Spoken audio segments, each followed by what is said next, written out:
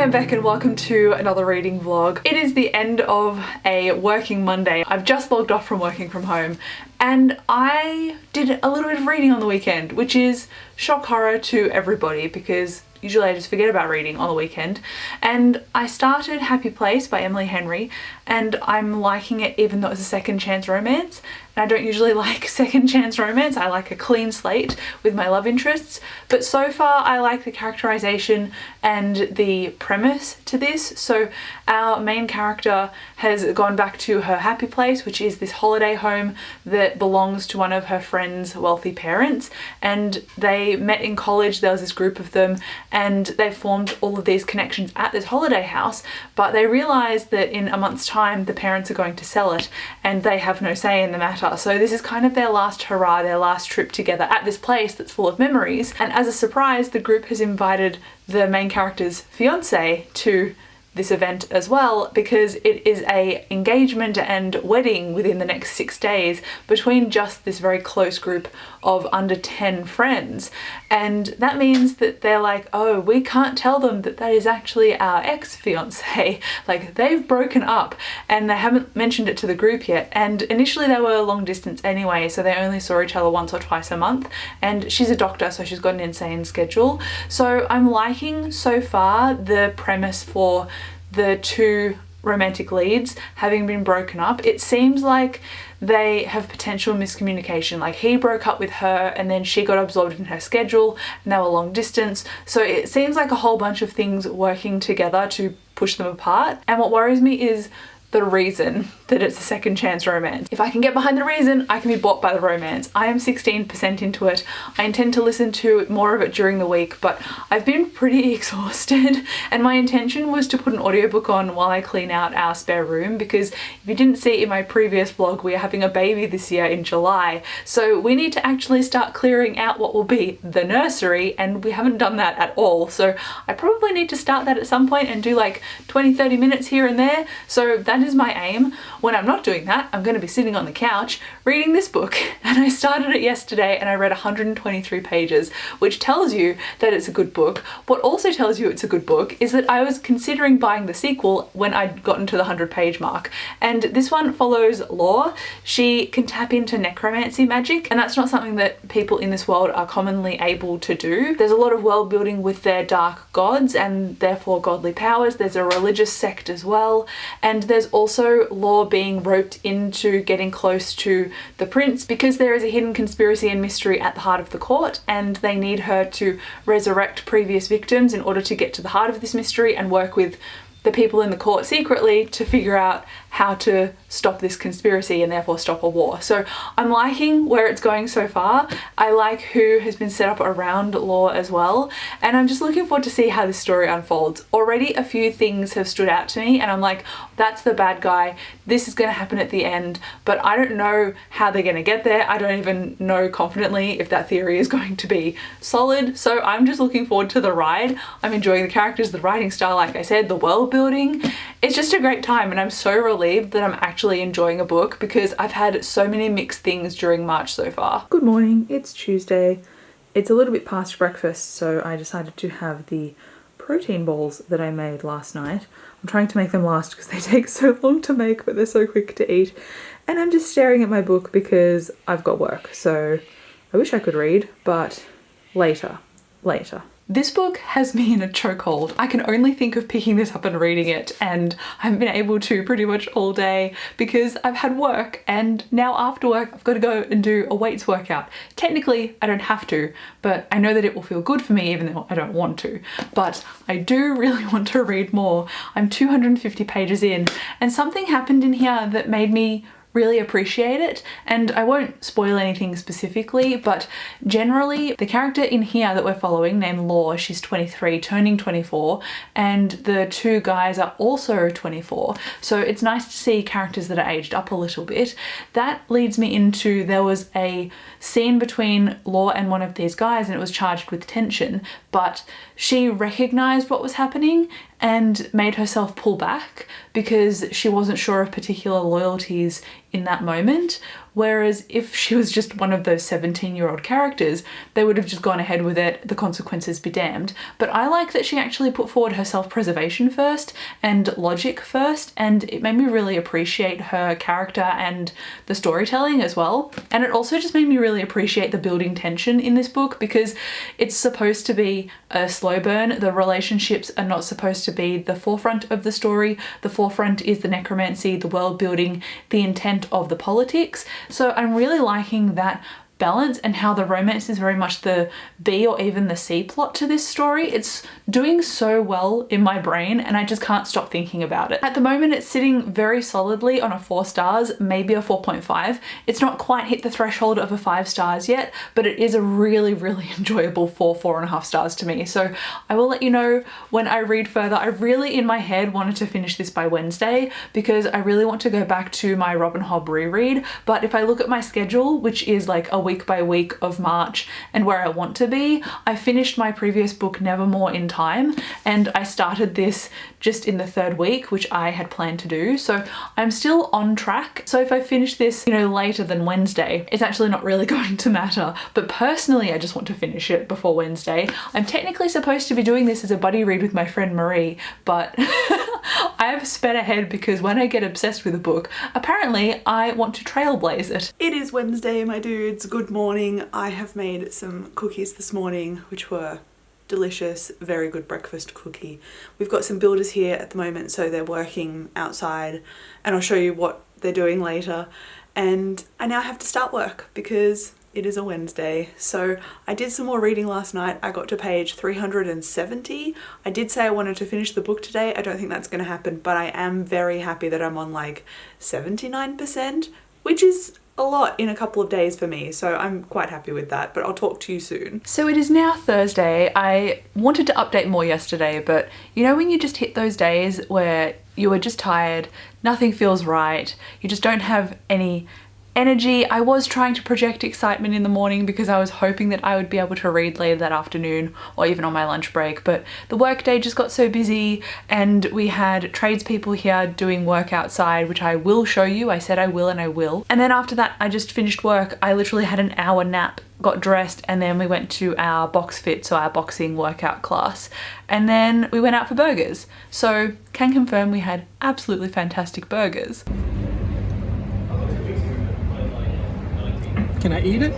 Yeah. That was pretty much the highlight of yesterday, to be honest. That and my nap. So burgers and a nap, pretty good highlights. And now I'm sitting down on my lunch break on a Thursday to hopefully finish this, because I realized that I read 370 pages. This book is 460 pages long. So that means that I've got under 100 left to go before I finish this. So can I do that today? I know it's a day later than Wednesday, so it's a day later than I thought. It's tempting, it's possible, I think, during my break. So I'm going to get stuck into it right now. I'm so excited. So this is what I mentioned in terms of us getting work on the house done. We got all this new concrete put in, and we're getting a wood fire pizza oven put in here, but this is the first step. It was a huge first step, and it's going to take our bank accounts a while to recover, but the pizza will be well worth the wait.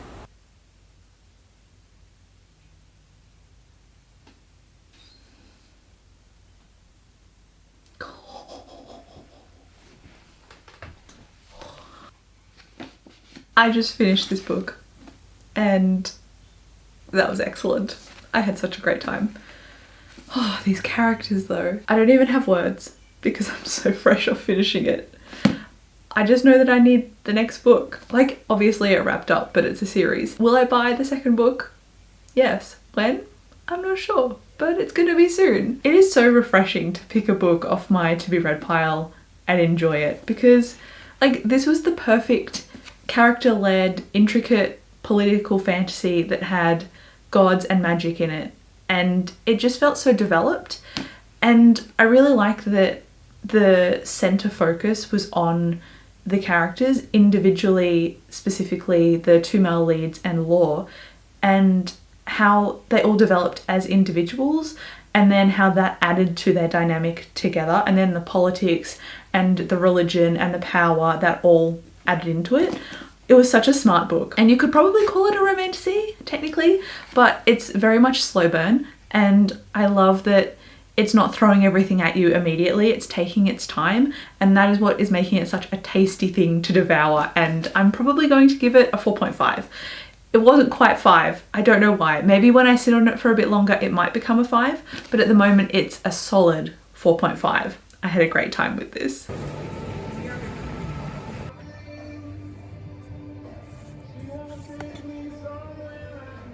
As you saw, I have no chill because I went out and bought this book on the same night that I finished the first one, and last night I read almost 100 pages of this one, so you can tell that I am fully invested in enjoying this series. I was pretty much mind blown by the previous book. Not like super mind blown in the sense that I didn't see things coming, you could kind of see the trajectory of stuff, and I actually find that comforting because the writer has done their job that way, and then the fallout of what those things are is what makes the story interesting, and this has a lot of the fallout, so I was like, I need to read the second book immediately, and that's what I went out and did. But I'm filming this on Friday morning and we've just got back from our morning walk, and while we were outside I checked the mailbox and I have a package, like a PR package. I didn't ask for this, so I have no idea what this is, and I figured I would just open it and then show you so that we can find out together. So if this actually opens, because the pull tabby things never work. Not bad.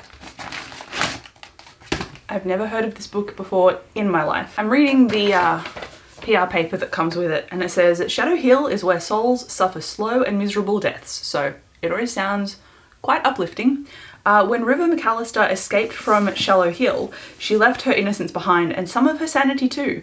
Now she's rebuilding her life with her dream man, and life couldn't be better.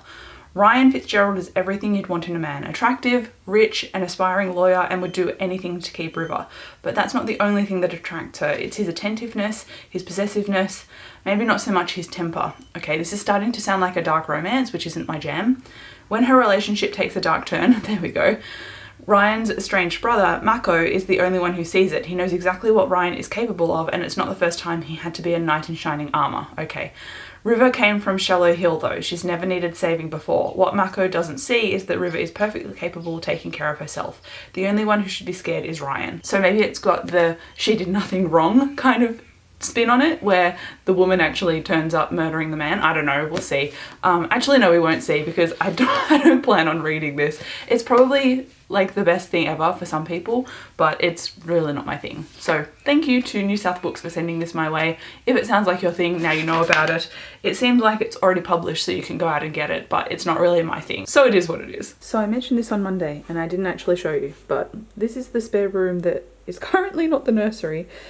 And I have a lot of stuff to sort through and find a new home for. So that is something I have decidedly not done this week. Will I do it this weekend when we've got a wedding? Probably not. When will it be done? Hopefully before July. It is now finally Saturday. We've done our workout class. We've gotten back, gotten ready, freshly laundered, makeup on.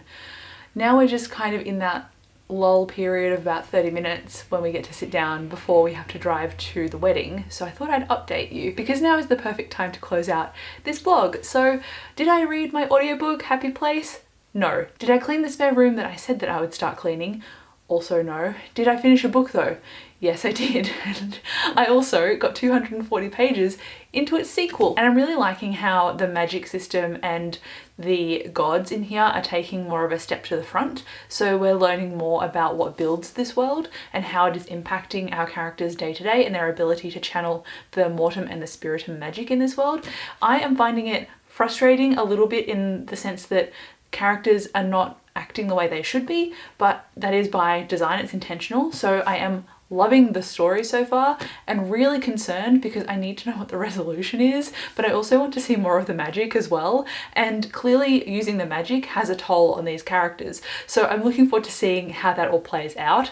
And then after I finish this book, the third one is out in July. So what am I going to do when I can't just go out to the bookstore the same day I finish this one and get the third one? I'm probably going to suffer. But at least I finally found a series that I can fully sink my teeth into, which I am very grateful for because it has been way too long since that has happened to me. This book has also bumped out Robin Hobb, so I feel kind of bad that I've put Robin Hobb aside for reading this series, but this series is really quick and easy to read, and Robin Hobb is a lot longer, so it's going to take me obviously longer to get through. So hopefully I can get to this again at the end of March, because I've got a little bit of time left. I've got about a week left of March. So this will be my priority for the end of March after finishing this, which I will either finish tomorrow or the day after. I'm pretty sure I'm going to finish this quickly. So once that's done, on to Hobbit is, and then we're into April, and I'll let you know what my April TBR is whenever I film that video, because the number generator could do me dirty again and choose the thickest book on my to be read pile, which is The Binding, and I'm afraid of it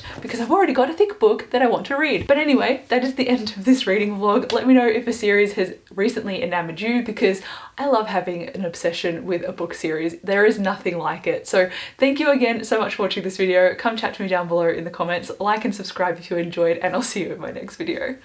Bye.